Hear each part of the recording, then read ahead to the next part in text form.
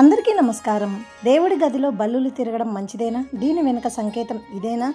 మన ఇంట్లో ముఖ్యంగా దేవుడి గదిలో బల్లులు కనిపించడం చాలా మందికి సాధారణ అనుభవమే. అయితే ఇలా దేవుడి గదిలో బల్లులు తిరగడం శుభమా అశుభమా అనే సందేహం చాలా మందిలో ఉంటుంది. కొందరు దీన్ని అదృష్టానికి సంకేతంగా భావిస్తే మరికొందరు భిన్నంగా ఆలోచిస్తారు.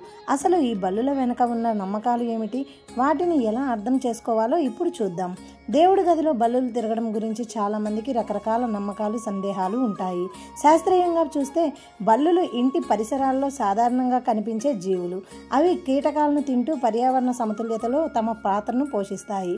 అయితే ఆధ్యాత్మికంగా, వాస్తుపరంగా బల్లులు కనిపించడంపై కొన్ని నమ్మకాలు ప్రచారంలో ఉన్నాయి. సానుకూల నమ్మకాలు.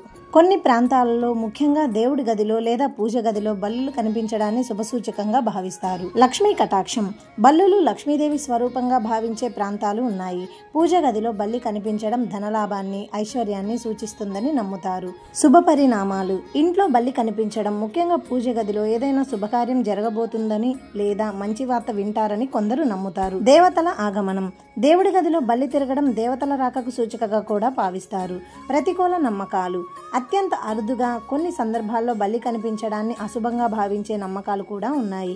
కానీ అవి చాలా పరిమితం. ముఖ్యంగా బల్లి శరీరంపై పడటం వంటివి కొన్ని నమ్మకాలను దారితీస్తాయి. వాస్తవ కోణం. పరిశుభ్రత. దేవుడి గదిలో బల్లులు తిరుగుతుంటే అది ఆ గదిలో కీటకాలు ఉన్నాయని సూచిస్తుంది. కాబట్టి గదిని శుభ్రంగా ఉంచుకోవడం, కీటకాలు లేకుండా చూసుకోవడం ముఖ్యం.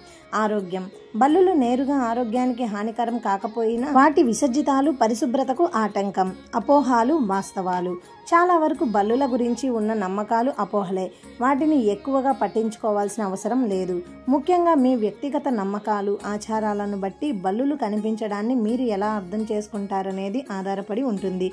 అయితే దేవుడి గదిని ఎప్పుడు పరిశుభ్రంగా, పవిత్రంగా ఉంచుకోవడం ముఖ్యం. తెలుసుకున్నారు కదండి. మీకు ఈ వీడియో నచ్చినట్లయితే ప్లీజ్ లైక్ చేయండి. ఇలాంటి మరెన్నో మంచి వీడియోస్ కోసం మన ఛానల్ని సబ్స్క్రైబ్ చేయండి. మరో మంచి వీడియోతో మళ్ళీ కలుద్దాం. Thank you for watching.